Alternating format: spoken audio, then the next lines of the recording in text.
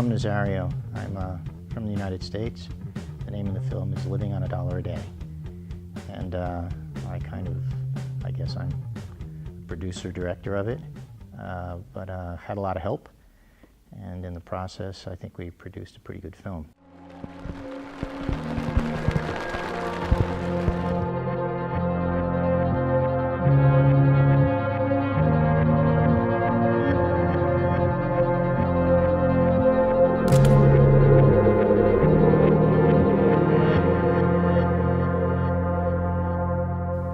The film is actually based on the making of this book, which I wrote a couple of years ago.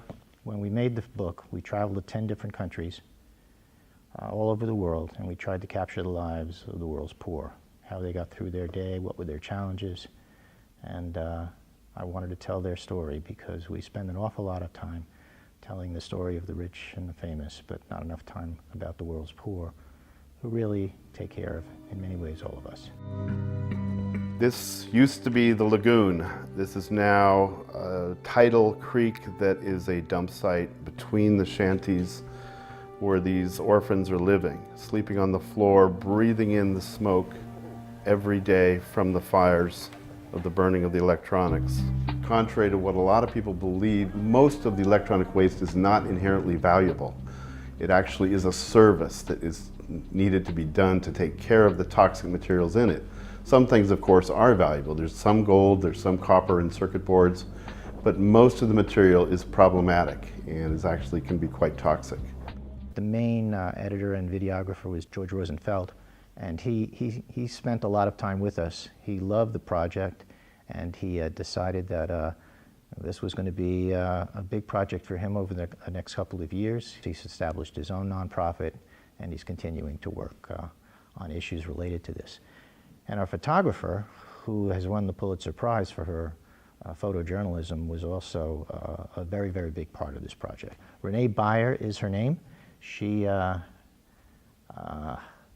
is really the focal point of the film because we follow her around in doing her work. As we were driving in northern Ghana, I saw this scene on one of the dirt roads that appeared with all these women walking, carrying cassava on their heads, this rooted vegetable. The men were following along, holding some machete-type instruments that they used to help cut the brush.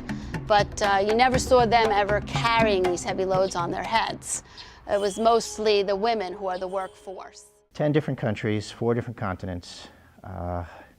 In the process of making this book, we took 15,000 photographs, and we selected them down to about, I would say 240 photographs. We were in Liberia, and we were doing a story on a woman who had 3 little children, grandchildren that she was taking care of, and she was desperately poor and was not being able to make it.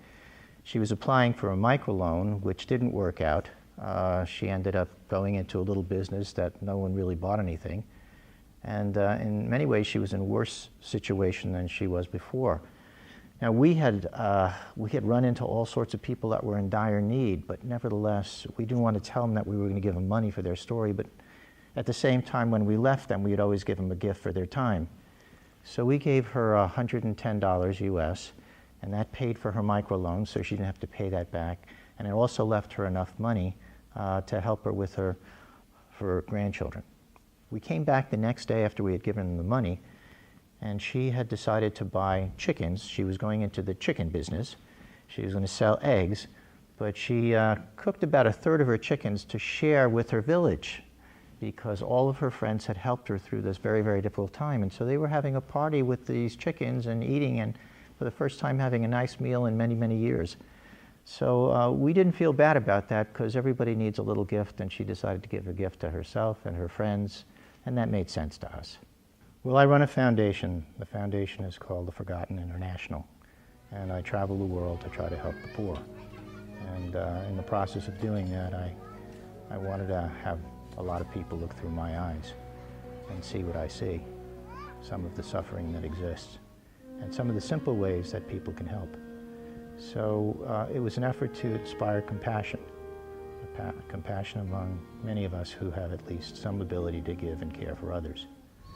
So that was my dream.